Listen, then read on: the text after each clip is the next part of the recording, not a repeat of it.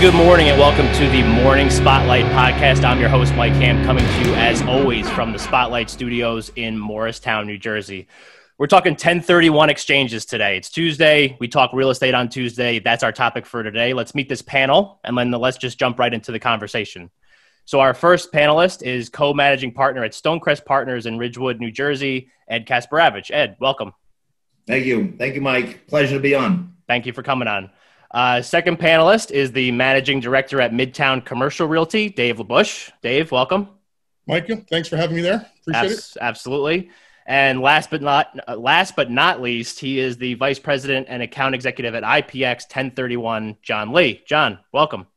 Thank you. Welcome to all of you, and thank you for having me. Absolutely. So I think for everybody listening, it might be a good idea to at least get an idea of how your job, your role, your company works in relationship to 1031. So maybe Dave, we'll start with you. Just give us an idea, because obviously this was a topic that you had come to me with and you wanted to talk about. So kind of take us through your role in the 1031 process. Well, I'm a 1031 all about deferring taxes on commercial property that somebody owns. So when somebody wants to sell a commercial property, I'm there to help them establish value, put together a marketing plan so we can sell it quickly, and then help them identify other places that they can invest and use their money. And 1031 is a wonderful vehicle. Great. How about you, John? So I am the one that actually holds the money. The 1031 IRS code requires that the seller of the relinquished property or the real property that is held for business, trade, or investment purposes be held with an objective third party. And so I do everything from set up the account and help guide them through the process and make sure they stay within the safe harbor. And I'm not allowed to sell or cross-sell other products. I'm here to merely hold the money, and our office then will wire it out for the replacement properties, all to defer their state and federal taxes. Great. And Ed, you have a little bit different relationship to 1031. So why don't you take us through your product? Yeah, we have a bit of a different role. Stonecrest Partners is an investment broker, dealer / advisory firm in Ridgewood, New Jersey. We help folks complete 1031 exchanges by helping them find replacement properties. But just to take a step back for 1 second, Mike, it's our opinion that the 1031 section of the Internal Revenue Code is the most powerful section for real estate investors. You talk as somebody who deals with stocks and bonds here all the time and real estate. It's really real estate is really the fair-haired child of the asset classes. No other asset class allows you to defer your gain and use that capital to buy a new real estate property. I'll give you a quick example. If you were lucky enough to buy Microsoft at the IPO, if you put $5,000 in Microsoft, I don't want to put you on the spot here now, Mike, or the others, but if you put $5,000 in 1986 in the IPO, initial public offering of Microsoft, that $5,000 would be worth $15 million today. If I decided to sell that $15 million as a common stock owner, I'm paying 1/3 of that to the feds in the States. And so nowhere else except for real estate do they allow to defer those gains, and that's why it's so powerful. Anyway, we find replacement properties, but replacement properties that we find are in the form of securities, Delaware Statutory trusts. Great. So maybe we can go through, maybe Dave, we'll just start with you since you're our leadoff guy so far.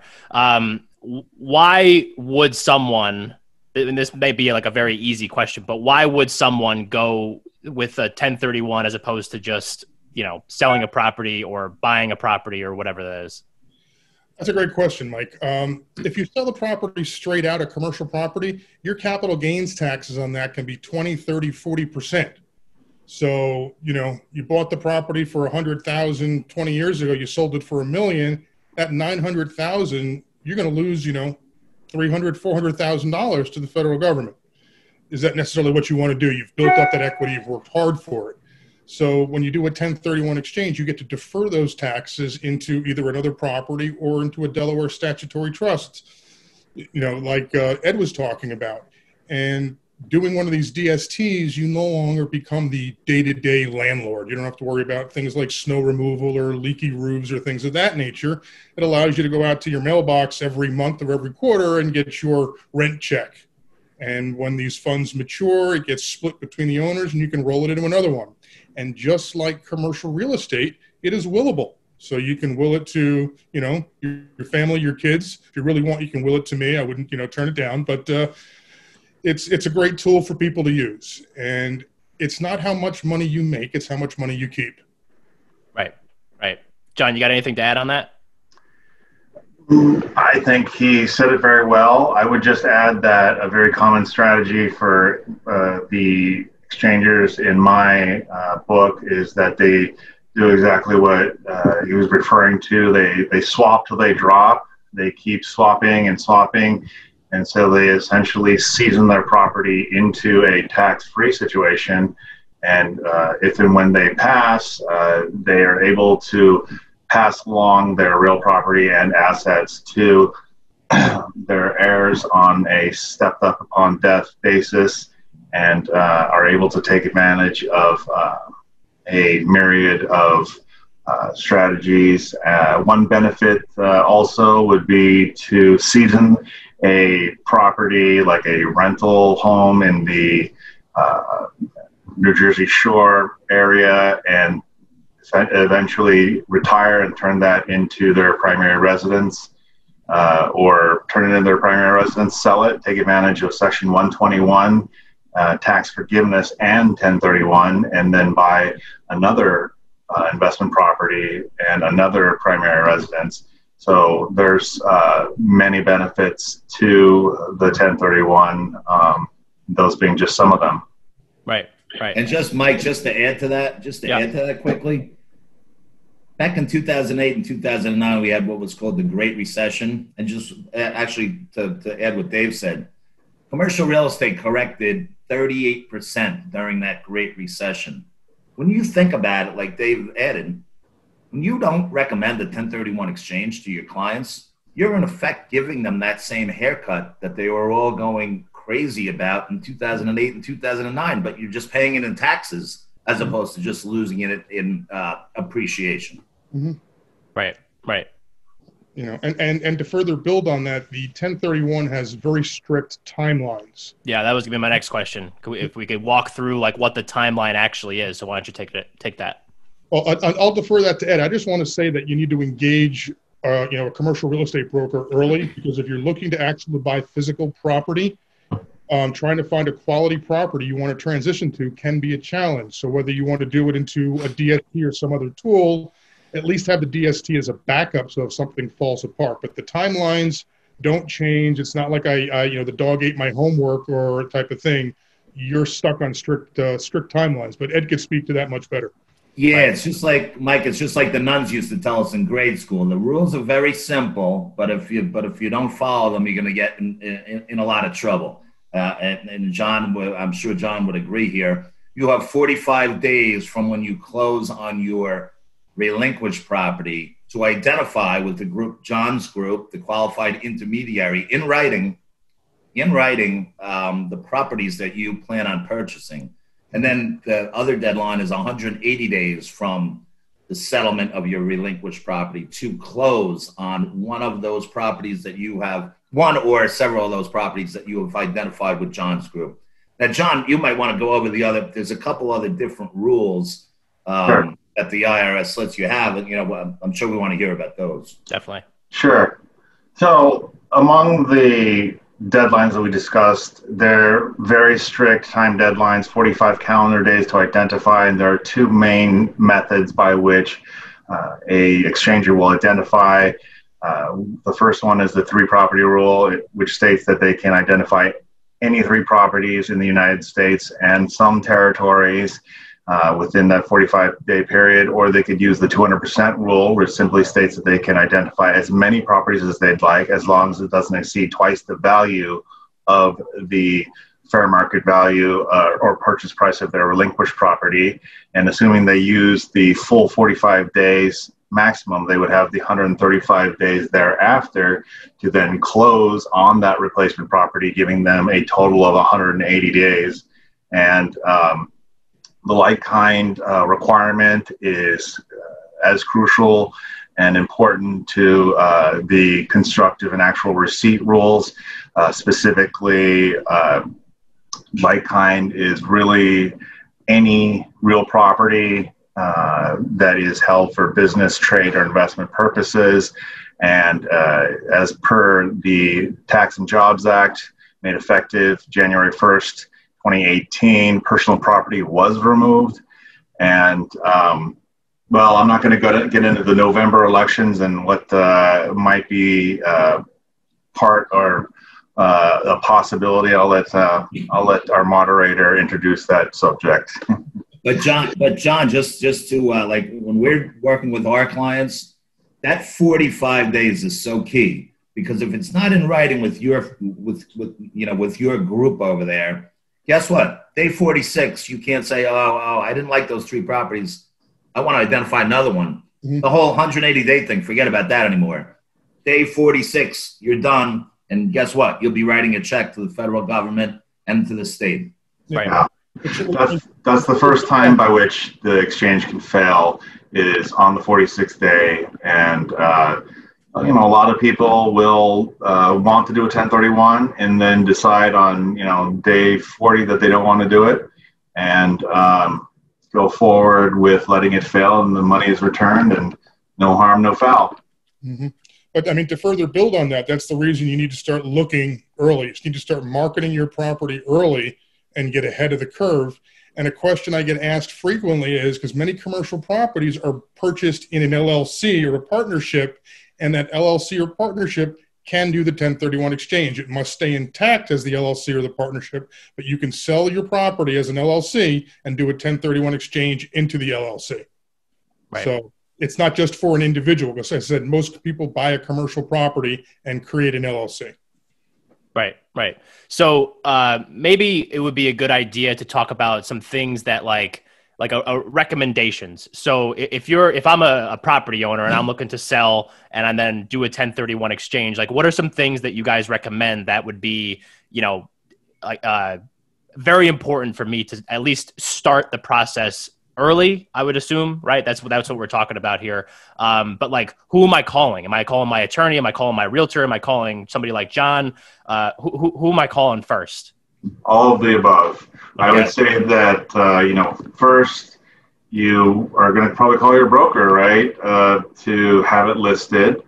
And, at that point, you're going to be talking to the closer, whether it's an escrow agent, closer, or settlement agent, or closing attorney. We obviously live in a attorney closing jurisdiction in northern New Jersey, and with the exception of some counties in southern New Jersey, all of New Jersey and Pennsylvania and New York. So you're really surrounding yourself by not only your attorneys, but also you want to be talking to your CPA and your accountant to make sure that you are doing the correct calculation on how much you're deferring, and you're taking advantage of all of the revenue rulings to maximize your wealth. Right. And don't forget, Mike, one of the first steps is when you talk to that attorney, you want that language in the contract.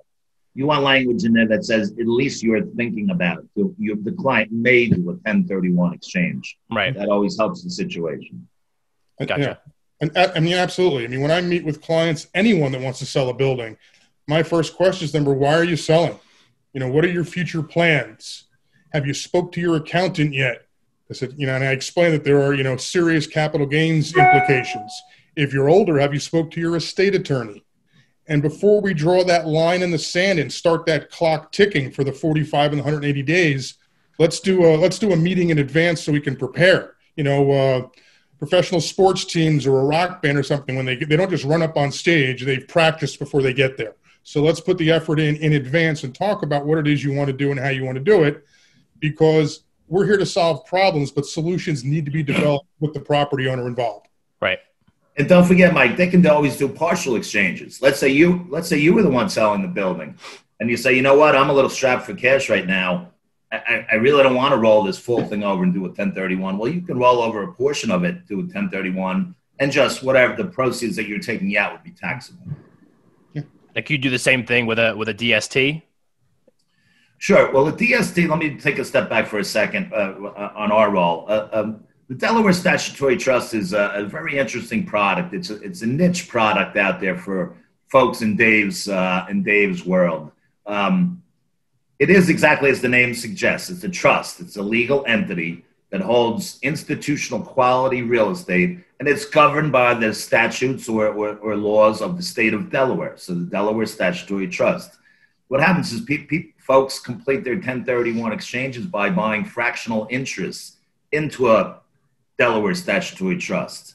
Now, I say it's a niche product because there's three reasons they come to Stonecrest Partners really to complete, to buy it into these Delaware Statutory Trusts. The first is if they want to go from an active to a passive role. I'll give you an example. Let's say one of Dave's clients gets an unsolicited bid that they never thought they'd see in their life. And they say to him, he says to him, okay, he recommends you got to do a 1031 exchange or else you're going to get hammered in taxes.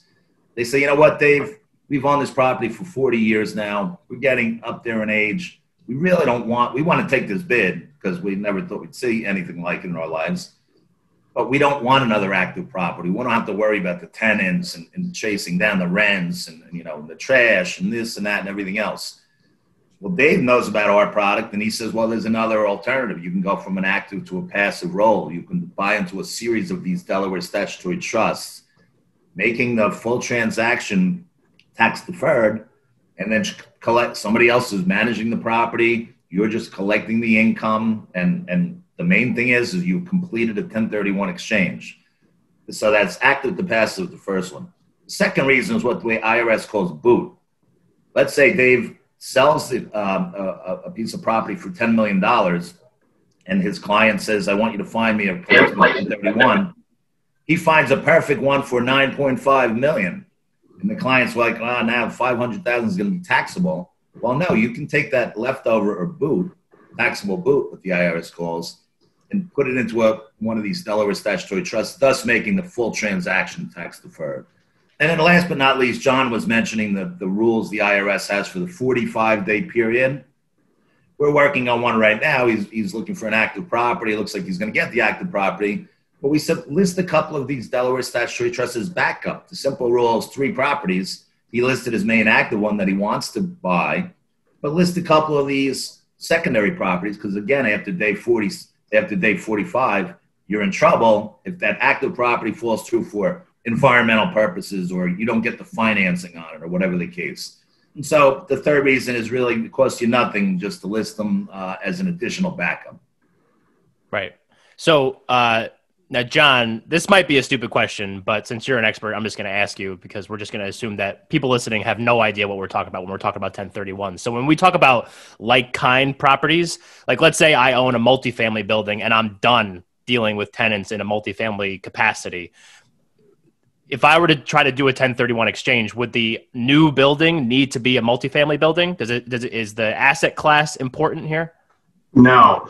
So it's defined by state law as to what real property is. So real property is obviously any type of land or building and or fixtures on top of it. It could be a lot of land, swap for a farm, swap for a storage utility facility. It could be air rights, riparian rights, and it's very state driven and specific. So, for example, there's a famous case law about a pipeline that goes from Texas all the way to Louisiana. And in Texas, it is considered real property, but then as soon as it hits Arkansas, it becomes personal property and therefore not exchangeable or tax deferrable. So it's a very specific area of the code that like-kind, is defined as, but it's actually very broad from your everyday investor in real estate. Right. if I could further build on John's, if you owned that one multifamily, you could sell it and buy 2 or 3 other mixed use, whatever it may be. Right. If you owned, 3 properties, you can sell it and buy 1 giant property. So it's not, you can buy up to 200% of the value of your current property, and it has to be income producing. Right. Right. So do we ever run into problems like when you guys are working on with people on 1031 specifically, do you ever run into issues where like John was saying how does it become difficult to identify properties? Because I'm assuming it obviously doesn't have to be like if I'm selling a property in New Jersey, I don't need to buy in New Jersey. But does that ever present any like different kinds of issues, like doing these transactions out of state or interstate, I guess? Yeah. I mean, some folks want to be able to drive by and point and say, look, that's my building. They want to be able to touch and feel it and say, look, this is mine. Other folks they don't care. I mean, I've helped people buy property in Minnesota, in Arizona. So looking for different, asset classes in different areas. So you can go anywhere around the country with that. But the same with the Delaware Statutory Trust. Don't let the name Delaware fool you. It doesn't mean they're all in the state of Delaware. It's right. The name of the trust, and they're large institutional places. You see these large complexes of shopping, apartments, hospitals, schools. A lot of our Delaware statutory trusts. And to be honest with you, Mike, most of the Delaware statutory trusts that we've seen, through the years, the East Coast and West Coast markets are a little too tight. The cap rates are too low. And so a lot of the properties are not around here. A lot of them are in the Sun Belt, to be honest with you, because these folks that are buying this and putting in trust, their reputation's at stake for their track records. Mm-hmm. And so they want to go where jobs are, where migration is going to, where, multifamily, where people are looking to live because they're, moving, whether they're retiring down there or whether they're moving there because the jobs are down there. Right. Unless, unfortunately, this area, New York, New Jersey, it seems like the migration is sort of out of the area. Yeah. Yeah. Yeah, John, did you have anything to add? Well, I would just say that it's great. It's a great strategy to sell in, a high tax state and then eventually, move to a no income state tax like Florida or Texas. But the property taxes do follow you. Your net adjusted basis will follow you like luggage going from one piece of property or area to another. And also we should probably address the fact that there are some state distinctions. For example, Pennsylvania does not have a 1031 equivalent of the tax deferral, so you have to pay your Pennsylvania state taxes. The good news is it's fairly low in comparison to other states, only at 3.07. And also states like Georgia have rules that state that if you sell your relinquished property in Georgia and take advantage of the 1031, you must also buy in Georgia or you lose that state ability to defer your taxes. And California's just got a myriad of complicated issues regarding withholdings and all sorts of other, complicated statutory rules as part of the franchise tax board. That would be pretty much it, yeah. So it obviously needs, as we said earlier, some investigation before you go and pull the trigger. You don't want to shoot first and ask questions later. So it's getting out ahead of it. And I think the questions and things that the three of us are raising here, if you're meeting with, a broker, a 1031 person, an intermediary, and they're not asking you these questions, you might want to continue looking for someone that is, because they're taking care of your interests and looking at what's important to you. Yep. Absolutely. So, all right. So John touched on this earlier, and we're not a political show, right? We don't do politics here, but this is something that is important to the 1031 process and just the way the 1031 exists as it is right now. So obviously there's been some talk that if one of the candidates get elected, 1031s might become a thing of the past and not something that we ever have to deal with again. So what are maybe some ramifications of because we're talking about 1031s obviously and the benefits and all that kind of stuff. So what would happen if that were to, not be a thing anymore? Like, how would that impact the real estate markets? You could flash back to the early 80s. It happened. And they changed the rules on investments, and so many people walked away from their buildings.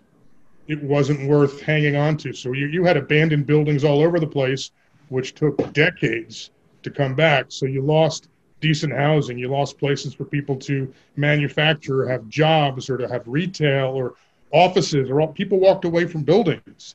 There's issues in New York City where they changed some of the investment rules on multifamily, and there's big problems coming because you want landlords to be able to invest and improve buildings, but the restrictions by some municipalities are making that impossible, and people are going to, lose their shirts, for lack of a better interest, and they're going to walk away, and that's going to leave a huge hole. People don't realize when a real estate transaction happens, you're looking at 18 to 24 other people get put to work in different specialties. Right. That's going to go away. It's a big part of the economy.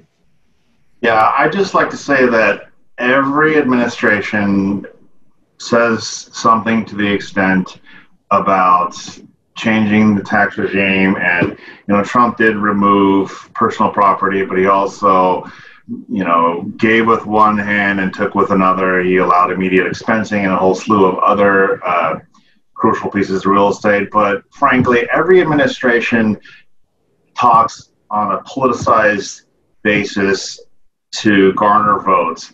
But we're talking about 1031s. They've survived for, since the inception of the IRS code, and, have a long, rich history in the United States going back 80 years with farmers swapping their wheat crops with corn crops. And it's a $50 billion industry of 1031s and all the tangential products like DSTs. And for a president to do away with it would be catastrophic, and we have a whole myriad of lobbying groups, the Federal Exchange Accommodators Association, and also the Real Estate Roundtable, which includes the National Association of Realtors, going up and down the Hill and meeting with the executive branch, to make sure that, a lot of what is crucial to our economy and real estate does stay intact. But going back to what David and Ed referred to earlier, because of COVID-19 and the pandemic, there has been a flight to quality, I believe. They have been, looking at, better and safer returns within DSTs. Buying replacement properties virtually has become very popular also. Replacement properties being, bought, and, relinquished properties being sold sight unseen with a virtual tour. That's very new. And the technology has really, become a crucial, needed part of the real estate industry. Right. And I read an interesting twist on this, Mike. Again, hopefully I really hope they don't go away with 1031. I think they provide liquidity to the market. And if when you think about it, if the 1% on the most 1% of the the wealthiest people in the nation own the most real estate, and they take away the 1031 exchange, well, guess what? That 1% is going to continue to hold that real estate. And so the transactions won't be spread out and, give somebody else a chance at it and everything else. I thought that was an interesting twist in one of the articles I read recently. So, right. And Ed, to further build on what you just said, I mean, in 2017, federal government passed the Tax Cut and Jobs Act, which created opportunity zones, which are in urban and rural areas of low income. And you're getting people to buy real estate in some of these areas. And sometimes people have held these for a long time. They're finally going to sell them to a 1031 exchange so a new investor can come in and invest in these, inner city or, rural low income places. And you're not going to see that happen then because a lot of those incentives or things are gone away. So, yeah, the opportunity zones, which there are multiple ones all across New Jersey, give property owners some great, tax relief and capital gains relief as well for owning these properties for 5, 7, 10 years. I think you'll see a lot of that, urban, rejuvenation could come to a halt if the 1031 were to go away. Right. All right. Oh, so I guess maybe a follow-up, and Ed, maybe you could speak to this. If let's just say, for the sake of argument, that 1031s go by the wayside, does that make the DSTs, like, does that increase their value? Because essentially that's, a similar avenue that they can take. So maybe that would be a good thing for DSTs at least. You wouldn't be able to, the DST, by buying a DST, you are completing a 1031 exchange. Gotcha. And so just because you're not owning, you're owning fractional shares in the trust, but the IRS considers that you owning shifting property to property. So it would fall into the same camp, Mike. Understood. They wouldn't be allowed as a, Right. Now some people buy them in their IRA. Some people buy these DSTs. They're not even doing a 1031 exchange, because they like the properties and they might put it in their IRA or whatever the case. So they're buying fractional shares like of a common stock almost, but it's a multifamily in Orlando, Florida. Right. They like the situation, they like it, but most of the people buying these are doing 1031 exchanges. Understood. All right. So we are moving into our closing segment of our show. We do this for every episode. It is called Under the Spotlight. So we're going to put each of you under the spotlight, and we're going to ask you to give us your final point. So maybe it's something that we've talked about already, but you think that it's super important. You want the listeners to walk away from this episode with. Maybe it's something that we haven't touched on, and you think it's important for the same thing. You want people to actually know that because we haven't touched on it yet. Or if you want to be bold, and we like people to be bold on the morning spotlight because we ask hard-hitting questions and we expect good answers. If you want to be bold and make a prediction for the future of the 1031s, you may do that as well. So I'm not sure who I want to start with. Does anyone want to go under the spotlight first? John. No, John raised his hand first. So John, you're under the spotlight. What do you got? It's like Jeopardy. He got there first. Right. Yeah, he hit the buzzer first. Now you're under it. Let's go. What do you got? My prediction is that if Biden is elected, he will not do away with 1031s. He may curtail certain portions of it. He may require income levels and other areas that are part of it. And also, I think the SEC is also proposing very recently the definition of accredited investors. But I do believe that, with the next administration, we just have way too much support, and it's too crucial to the working man all the way up to, the very wealthy. I think DSTs are also going to experience a large uptick, because of COVID-19. And there is going to be, as I mentioned before, a real flight to quality. Great. Ed, you're next. Under the spotlight, what do you got for us? Under the spotlight, no. So it gets hot under there. I would agree with John's assessment of the 1031 if the Biden group gets in. I think he's already mentioned $400,000 income level in the original trial balloon he's floating, or whatever the case. But my prediction is this.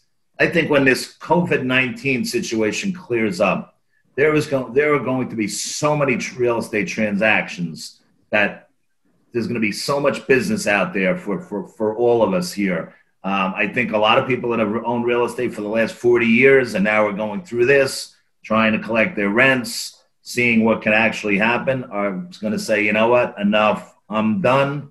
And I think on the same token, there's going to be a lot of buyers coming in saying, you know what, I can get that property. Let me call up Dave. I think I can get that property 20% cheaper than I would have 12 months ago. Maybe that number is not right, 20, maybe it's 10, maybe it's 25. I don't know. But what I'm saying is I think there's going to be a lot of transactions back and forth. And we're always here. I hope John's right. We're always here on the Delaware Statutory Trust side. And that might work right in, Dave, with it. Because if these folks are up there in age and say, get me out, but I don't want to pay the tax, please give us a call over here at a cheap plug, Mike, as you always say. Yeah, you got shameless plugs. Yeah, shameless plugs all over the place. Give us a call over here at Stonecrest Partners. Thank you. Right, absolutely. Dave, take us home, man. What do you got? All righty. Big thing for me is a lot of investors, even seasoned investors, don't know or understand a 1031 exchange. And as a result, they're getting penalized because of it. And so to be able to reach out, and whoever you're working with should act as an advisor and a consultant, as well as whatever their job is doing. If it's, here, sign here, let's just do this, you need to find another person. You need to reach out to someone that's going to ask you, why are you doing this? What is your motivation? What are your plans for tomorrow? And we can explain it. That it's not how much money you make, it's how much you keep. And if you spend your whole life accumulating real estate and you pass away and your heirs get this, they get it at a stepped up rate. They pay no capital gains. Your money stays with your heirs versus going to the government, because we know how well they take care of our money. So you really need to reach out to someone that knows what they're doing. And it's more than just a transaction. Right. In terms of predictions, I'm with my two colleagues here. If it goes the way of Biden, I don't see the 1031 going away, but I see more restrictions coming in.